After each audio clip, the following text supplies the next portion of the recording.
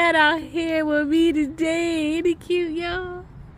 Hey guys. So today we're going to do a little planning, a little grooming, and a little follow-up.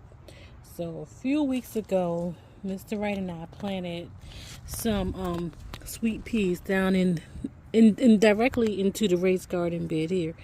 And as of today, nothing has come up. So I just dug down there in a little bit, and this is what one pea look like. So I'm not sure. Oh, here's another one. I'm not sure what's going on down there. So we decided to plant some more, but we're gonna put them in this raised bed container, because these are just bush bees until we plant the ones that we're going to trellis. Now I moved this trellis back a little bit just in case something decides to come up right here. But for the rest of these peas, these are early onward, and they're bush type peas also, but this time I'm going to plant them directly into this raised planter. And I'm just going to scatter them all over, and as they grow, hopefully they'll find this trellis. So this is what this pea looks like. And I'm just going to scatter them right into this bed, just a few inches or centimeters apart. So this is how I planted them, and I'm about to push them down about an inch, half an inch to an inch, and we'll see in a few days if we have better success. Okay, so I got these all potted up, these early pea onward, and now on to the next project. For my next project, I'm going to be transplanting this green pepper plant into this little I guess this little small trellis, and I'm only planting one because I'm really the only person to eat them unless we're cooking. And I'll succession plant. I got some hotter ones growing in the greenhouse. I'll plant this one out, and then I'll plant them out as they get a little larger and it gets a little warmer. So I've already put some garden soil in this pot with some peat moss and some tomato fertilizer, which is low in the nitrogen but high on the potassium and NPK, potassium, and the phosphorus, and that will help the fruit get growing here. Let's see. No, because I have plenty of leaf growth, as you see, but I wanted to start getting ready to flower. Okay. Well, this plant has a really nice root system. Let's see, they were starting to become root bound, so I'm glad I did take this out of here. So I'm just going to gently place it in here. I might ruffle it up just a little bit, but for the most part I'm going to gently place it down in here and let it get growing. So I got my pepper plant in the pot here. I'm just going to bury it just a little bit up from where it was in the other pot, and it'll be all ready. I'm going to stick a bamboo stake in here also. We got our green pepper all planted up, and I have some stakes beside it to support it as it grows in this little cage here. So now we're going to see what our next project is going to be. So for our next project, we decided to plant some of this fielder kraut cabbage. I hope I said it right. So we can sow it outside. It's frost tolerant, and you only need 10 inches between plants, right? So we have two of these containers right here. One had a rose bush in it. That's what you see Mr. Wright transplanting now. He's about to transplant it. He just knocked it out of that pot. And we're going to put some in this pot right here also. And for both pots, we're going to use that fish right there for fertilizer. Okay, so now Mr. Walton is digging a hole so that we can transplant our rose bush. And when he's all done, I'll go in and prune it to get it going. Now we're just going to plant up our cabbage. We're going to plant seeds this time. And we're using fish heads this time because we actually eat red snapper and rockfish. So Mr. Wright is just covering up the fish heads and stabilizing the soil with some garden lime. And then we're going to just directly plant these fielder kraut cabbage seeds. And this is my first time growing the fielder kraut, so we'll see. These cabbage are supposed to grow up to like 10 pounds each, so I'm going to plant a few of these, and then around the perimeter of the cabbage I'm going to stick some bush beans in. This is what the fielder kraut seed look like. So I'm going to just put 2 here. Put 2 here actually, and 2 here. We'll choose the best. Well, I think I put 3 there. We'll choose the best out of the pair to decide which ones to keep and which ones to sacrifice, unless we decide to put them somewhere else. So those were right there in the middle, kind of like in the perimeter of both pots.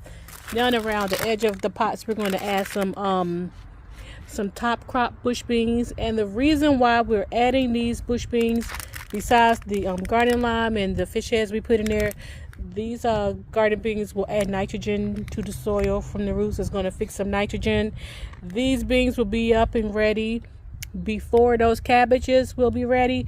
We'll just clip them down at the soil level, leave the roots down there, and let the cabbage continue to grow. And then I can feed these hungry men these top crop bush beans. So we got our beans. I don't know if you can see them. Let me put them in close. We got our beans around the perimeter of the pots. They're going to be up and ready, and they have some support up against the planter. We put the cabbage in the middle. I know it says 10 inches apart, but I'm going to try to push it and grow 2 in each pot.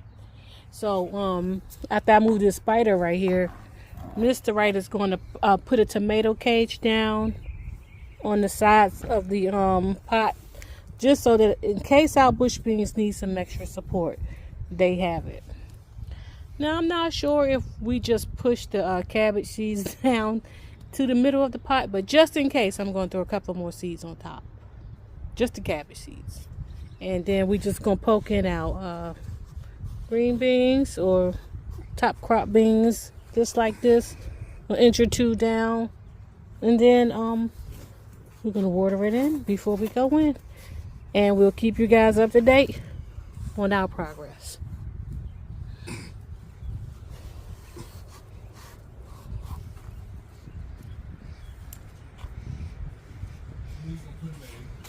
The next thing we're going to transplant is our little rosemary transplant here. The last one died, and so we've already discarded it. It was always dead.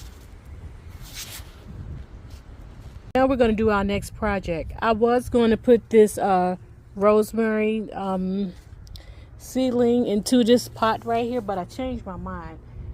Instead of transplanting the rosemary, I'm going to put this peppermint in.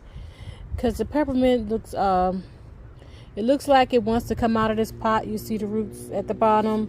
And also because I know that rosemary doesn't mind poor soil, and it doesn't mind being a little bit dry. I'm going to put this rosemary in this pot right here with just 2 garden plants I have and 1 hosta. So there's the hosta's coming up.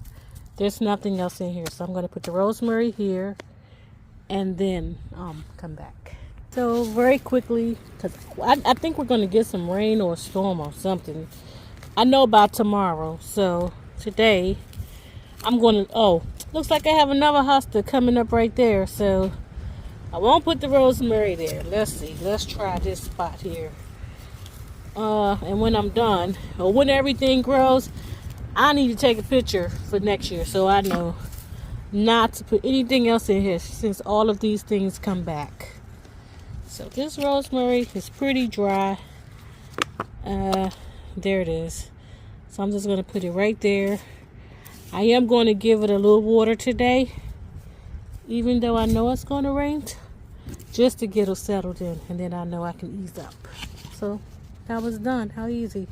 So I have had what I thought was 1 celery plant growing in this little pot right here since February, and I was trying to figure out why it's not having any growth.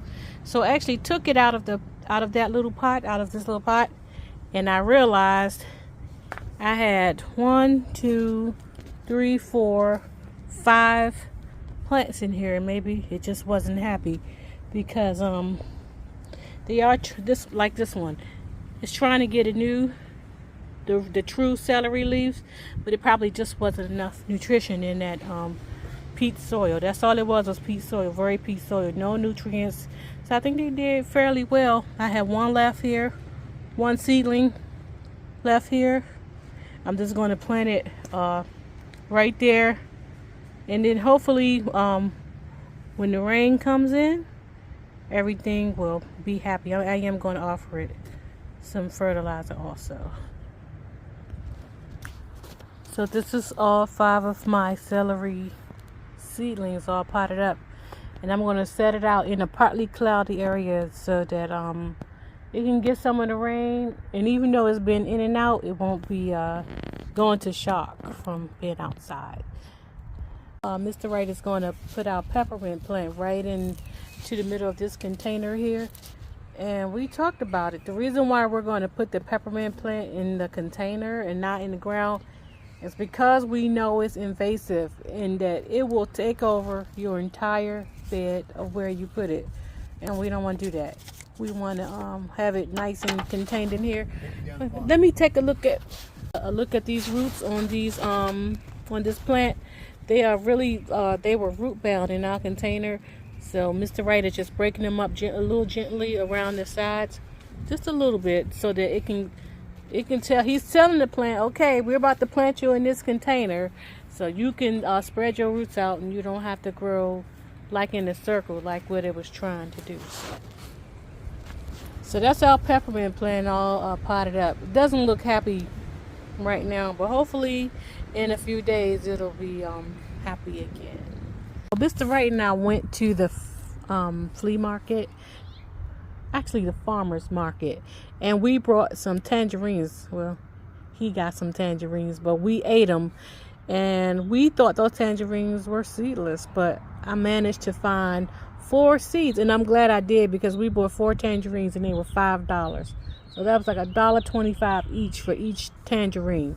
So I'm going to try to germinate these seeds and grow them, and we'll see. I didn't do anything to them. I didn't wash them off. I didn't soak them. I didn't do anything. But we're going to plant them now and hope for the best. So Mr. Wright is putting garden soil in our last. This actual planter came from the Dollar Tree. So we are going to go ahead and transplant this Black Magic Kale and this other kale, Toscana, because the Tom Thumb lettuce and the little Jim lettuce that we had in here, I don't think it was very happy. So we're going to go ahead and take it out like the other things, and we'll see after the rain and everything if they have a happier life. So Mr. Wright has got our kale all planted up, and we're going to just stack it on with the rest of those Dollar Tree planters right there. Okay, so now Mr. Wright is planting up our hanging baskets.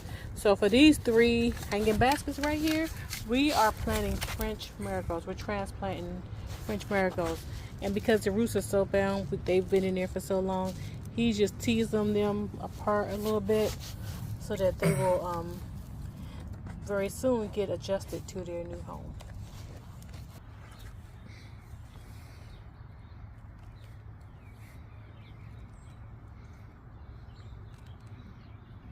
So he's got all of our hanging basket marigolds potted up. We're going to find homes for them. We're going to water everything that we've done today. And we'll be back with a final check-in. Okay, looks like we've got everything nice and watered. And while I was watering, I noticed something very nice. So this part right here, we finally got our potatoes coming up. And then in our first 2 green stalk boxes, we don't have anything coming up in this one yet, but we do have some coming up in this one, coming up right up through the leaves very nicely.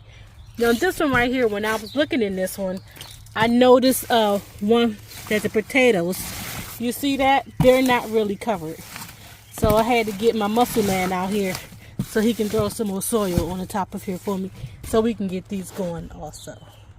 Oh man. You need to show you. You know the difference a day in the sun can make. Look at the slips on this sweet potato just from being outside today. And look at that. This one has roots going on it. I don't know if you can see them. That's just from being outside today. Well, we're still waiting on this one, but we're happy about that one. And so we have these eggplant.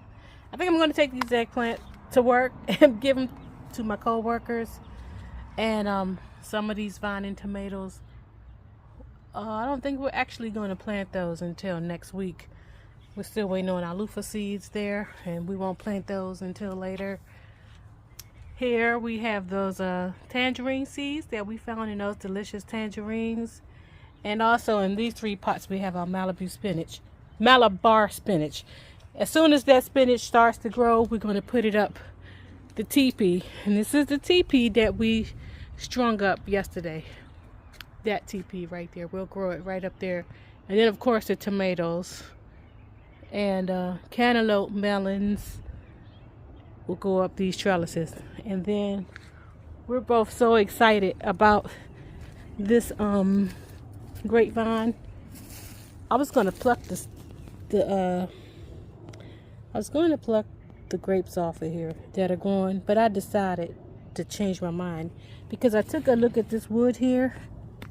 It's actual wood. It's bark. So it makes me believe this plant may have been alive for quite a while now, but just pruned back. But we'll see. But if anyone knows, please let me know so that we can do the right thing.